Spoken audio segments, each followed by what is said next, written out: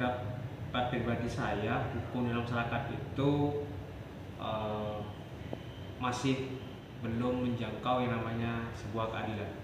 Seperti yang kita ketahui bersama bahwa kalau itu berurusan dengan masyarakat kecil, maka hukum itu akan cepat bertindaknya. Sedangkan kalau misalnya orang itu punya kuasa ataupun pejabat, maka hukum itu agak lambat. Tapi pada intinya, selama hukum itu dijalankan dengan benar, saya kira bagi saya pribadi hukum itu sudah baik. Terus bagaimana menurut Bapak tentang masyarakat yang tidak menaati lalu lintas? Kalau kita ngomong lalu lintas ya, kebetulan saya juga beberapa kali pelanggar lalu lintas. Jadi begini, kenapa kok kita harus taat kepada peraturan lalu lintas itu? Karena sebagian besar kecelakaan yang terjadi di jalan raya itu disebabkan adanya ketidaktertiban dalam hal berlalu lintas. Misalnya sudah tahu itu lampu merah tapi masih nerobos. Nah, tentu kalau ada orang nerobos kemudian di satu titik itu sudah hijau, tentu akan terjadi kecelakaan.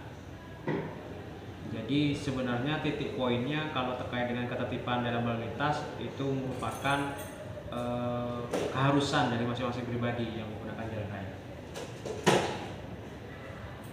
Bagaimana menurut Bapak tentang masyarakat yang tidak memakai helm saat mengendarai sepeda motor? Kalau saya pribadi yang kebetulan pernah kecelakaan, bagi saya helm itu penting. Sebenarnya begini, kenapa kok kalau kita kembali ke Undang-Undang Lalu Lintas yang tahun 91 pertama kali helm itu diwajibkan, paling tidak upaya dari pemerintah untuk mengurangi dampak jika terjadi kecelakaan. Orang yang secara teoritis, kita ngomong teoritis, orang yang kecelakaan pakai helm dengan yang tidak pakai helm, maka resikonya tentu lebih kecil yang pakai helm. Ini secara teoritis ya. Kalau takdir itu lain cerita. Tapi kalau kita ngomong teoritis, orang yang pakai helm tentu resikonya lebih kecil daripada yang tidak pakai helm. Karena kalau kita ngomong kepala ini kan titik pusat dari kehidupan ya. Kalau semisal kotaknya geser sedikit, nah itu hidup kita bisa juga agak bergeser. Bagaimana menurut Bapak tentang balap liar yang terjadi di lingkungan masyarakat?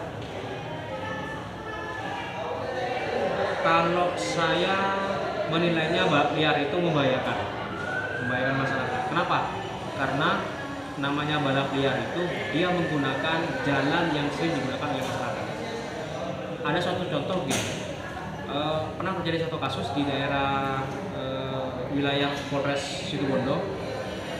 Ada balap liar, kemudian startnya itu dekat dengan jalan yang agak menanjak. Jadi kalau dari atas itu, kalau bahasa dalam lalu lintas namanya blind spot atau titik buta, artinya dia tidak bisa melihat secara luas yang ada di bawahnya karena jalan-jalannya menanjak.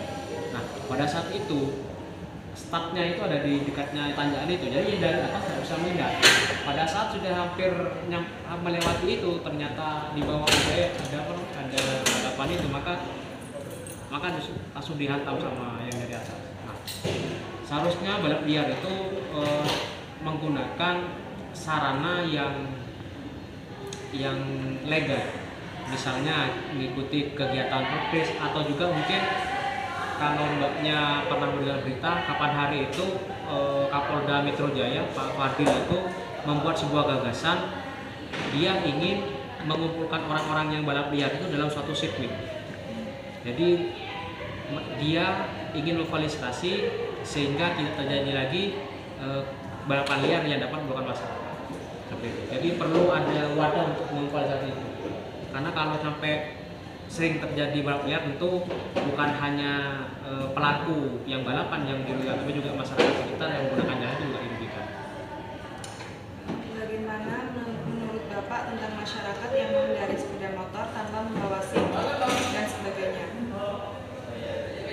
Titik-titik poinnya bukan terkait dengan membawa SIM, tapi punya SIM apa tidak. Iya. Nah, kalau apa namanya, Gimana? kalau terkait dengan kenapa harus punya SIM itu kan polisi membuat sebuah parameter. Kalau orang itu mengikuti teknis, ujian-ujian itu dia berhasil, maka dia dianggap untuk layak. Tapi kalau tidak lulus, maka dianggap tidak layak. Karena begini, tes yang dilakukan oleh polisi, misalnya itu angka zigzag, kemudian angka 8, itu semua ada artinya. Sama halnya seperti lampu merah. Kenapa lampu merah itu ada kuning, ada merah, kemudian orange, kemudian ada hijau. Kenapa kok tidak ungu? Nah itu semuanya ada teorinya kenapa kok seperti itu. Jadi bagi saya SIM itu memang sebuah keharusan karena setidaknya itu merupakan parameter dasar yang menentukan bahwa orang itu mempunyai kompetensi layak atau tidak dalam menggunakan kendaraan roda 2 ataupun juga roda 4 dan sebagainya. Apakah dasar hukum pengutamaan ambulan di jalan raya? Oke, kalau kita ngomong ambulan itu merupakan salah satu dari 7 kendaraan prioritas. Itu diatur dalam pasal 134 Undang-Undang 22 2009 tentang lalu lintas dan angkutan jalan. Di situ saya bacakan, di situ ada 7 kendaraan yang pada saat dia melakukan tugas pokok dan fungsinya, masyarakat harus memberikan jalan atau memberikan ruang. Yang pertama ada namanya pemadam kebakaran. Kemudian yang kedua ada namanya ambulan. Kemudian yang ketiga kendaraan yang memberikan pertolongan kepada kecelakaan lalu lintas. 4 kendaraan pimpinan lembaga negara. Kemudian yang kelima itu kendaraan pejabat negara, baik itu yang nasional ataupun juga internasional. Yang keenam itu iring-iringan jenazah. Yang ketujuh konvoi TNI ataupun Polri. Dari 7 parameter ini atau 7 kendaraan ini semua memiliki tingkatan. Kenapa kok damkar itu, pemadam kebakaran ini ditempatkan di yang pertama? Karena salah satu alasannya bahwa pada saat dia menjalankan tugasnya, dia mencegah atau meminimalisir terjadinya banyak korban. Kalau kita ngomong kebakaran, tentu kerugiannya ada di materi, kemudian juga ada korban jiwa. Namanya korban jiwa bisa 1 orang atau lebih. Kemudian yang kedua ada namanya ambulan. Nah, kalau ambulan itu paling tidak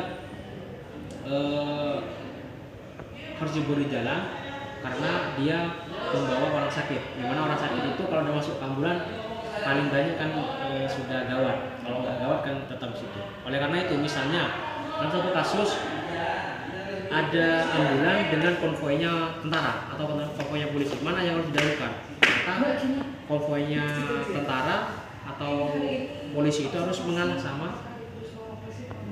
pemadam kebakaran ambulan. Kalau contoh nyatanya seperti kapan hari iring-iringannya Pak Jokowi mengalah sama ambulan. Karena memang kalau kita ngomong tingkatan dari dalam pasal 134 Undang-Undang Lalu Lintas itu, kendaraannya presiden dan menteri-menteri itu ada di poin nomor 4. Sedangkan ambulan ada di poin nomor 2. Nah, jadi secara otomatis presiden harus berikan jalan pada ambulan pada saat dia menjalankan tugas pokok dan fungsinya. Perlu kita garis bawahi bahwa 7 kendaraan ini harus diproteskan pada saat dia menjalankan tugas pokok dan fungsinya. Karena dalam beberapa kasus ada oknum, misalnya oknum ambulan yang dia itu menyalahgunakan kewenangan atau menyalahgunakan ambulan itu. Misalnya pada saat masa Covid, ya orang tidak boleh jalan-jalan, ternyata ada oknum supir ambulan yang memuat orang untuk awasan. Kalau tidak boleh seperti itu. Itu aja. Apakah tujuan utama patroli lalu lintas tersebut? Kalau kita ngomong patroli, paling tidak sesuai dengan slogannya kepolisian ya, itu kan melayani, melindungi dan mengayomi. Namanya melayani itu mungkin kita bisa terjemahkan dalam konsep misalnya pada saat kita di jalan tol, kita kehabisan bensin atau bannya bocor dan sebagainya, jika ada patroli jalan raya mungkin kita bisa dibantu, baik itu diderek ataupun juga dibantu yang lain. Kalau kita ngomong melindungi, kalau kita pakai konsepnya kepolisian yang namanya blue patrol, ya jadi hampir tiap saat, hampir beberapa jam sekali polisi itu keliling-keliling. Tujuannya untuk melindungi, jadi meminimalkan keadaan-keadaan yang bisa menyebabkan angka kriminalitas. Kemudian kalau kita ngomong mengayomi, tentu pada saat patroli itu kira-kira tujuannya adalah untuk menciptakan rasa aman terhadap masyarakat. Seperti itu. Siapa sajakah yang berkewajiban menjaga kelancaran lalu lintas dalam berkendara? Semua orang.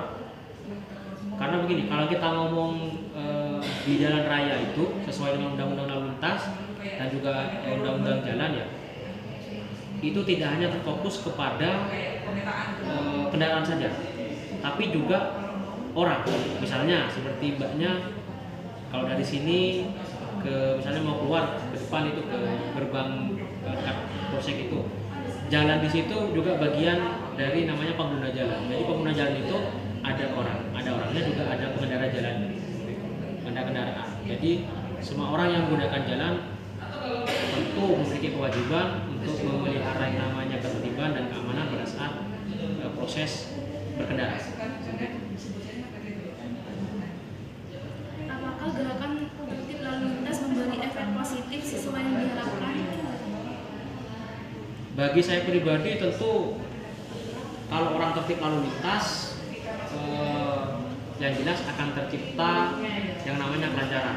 Karena salah satu parameter misalnya macet ya, selain ada ada halangan tertentu juga dalam beberapa kasus orang tidak sabar, jadi ambil nyerobot antrian dan sebagainya. Selain itu juga kalau berbicara hal itu, kalau kita itu tertib dalam lalu lintas, paling tidak kita meminimalkan resiko untuk mengalami kecelakaan. Gitu aja. Bagaimanakah dampak dan pelanggaran lalu lintas?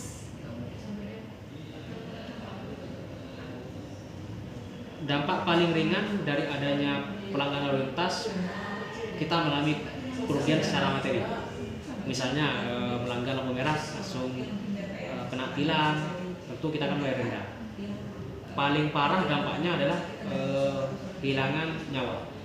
Misalnya terobos lalu lintas dihantam sama truk, selesai misalnya. Jadi kalau kita tidak tertib dalam lalu lintas itu dampaknya lebih banyak daripada segi positif. Dampak negatifnya lebih banyak daripada segi positifnya. Apa hambatan penerapan lalu lintas di Indonesia? Hambatannya yang pertama itu adalah masalah pendanaan tentu ya, karena kita ketahui bersama bahwa negara kita luas, jalannya juga panjang, tentu membutuhkan yang namanya pendanaan. Yang pertama, yang kedua dari masyarakatnya.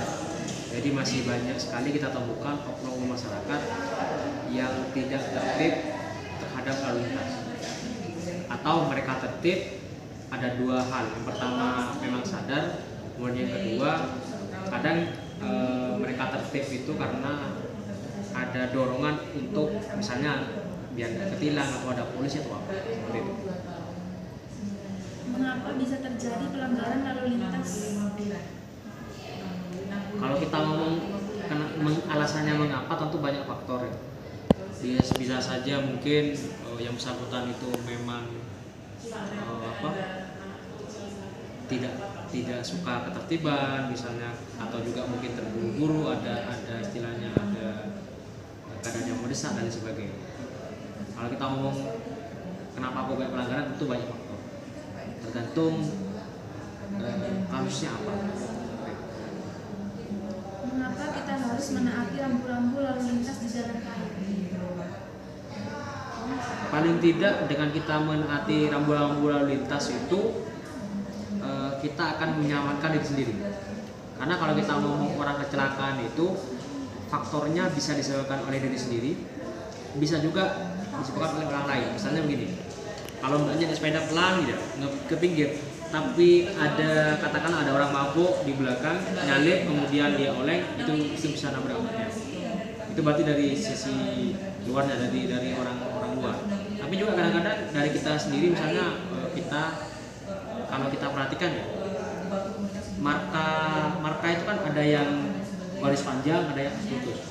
Kadang-kadang karena kita nggak sabaran, pada saat ada marka panjang kita tetap aja melewati marka itu. Seharusnya tidak boleh. Kalau yang putus-putus itu boleh nyalip, kalau yang marka panjang itu tidak boleh nyalip. Seperti itu.